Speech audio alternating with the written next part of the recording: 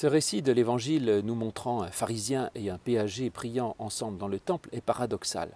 En effet, on nous y montre le pharisien prier en disant « Je te loue, Père, de ce que je ne suis pas semblable à ce péager plein de défauts et plein de perversions. » Or, comme on nous apprend depuis l'école biblique que les pharisiens étaient des gens effroyables, des intégristes hypocrites, eh bien, en général, les chrétiens qui lisent ce texte se disent en eux-mêmes « Je te loue, Père, de ce que je ne suis pas comme ce pharisien plein d'hypocrisie. » Or, ce qu'il faut savoir, c'est que ce texte n'est pas là pour charger encore plus la culpabilité des pharisiens, mais les pharisiens étaient des gens extraordinaires.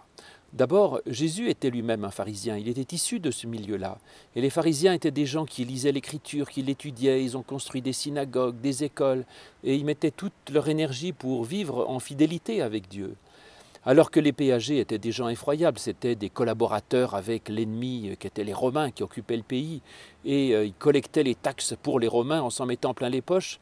Enfin, ces péagers, donc ces collecteurs d'impôts, étaient vraiment des collabos, des traîtres et des voleurs.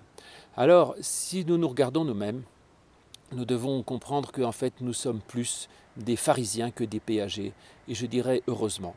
Parce que nos paroisses fonctionnent avec des gens qui, comme les pharisiens, mettent toute leur énergie pour essayer d'être fidèles à l'Écriture, et nous étudions l'Écriture. Quant aux péagers, eh bien, ils peuvent avoir des grandes qualités, mais ce n'est pas avec des péagers que nous construisons nos églises.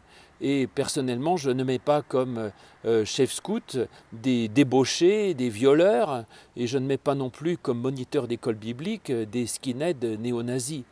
Par conséquent, quand Jésus met en garde le pharisien contre quelque chose, ce n'est pas pour l'accuser encore plus, mais c'est justement pour nous mettre, nous, en garde, nous qui sommes des gens a priori plutôt dans l'ordre, plutôt réguliers, plutôt honnêtes, eh bien, il y a un danger pour cela. Et ce danger, c'est de mépriser les autres. Ce danger, c'est de vouloir rester entre soi, et ce danger, c'est de juger les autres, en considérant que nous sommes bien meilleurs que tout le monde. Et ça, c'est vrai dans l'Église, mais aussi dans la société, où il y a des tas de gens dans la société qui ne sont pas aussi honnêtes que nous, qui ne sont pas aussi bien habillés, qui ne sont pas aussi bien comme il faut, en quelque sorte.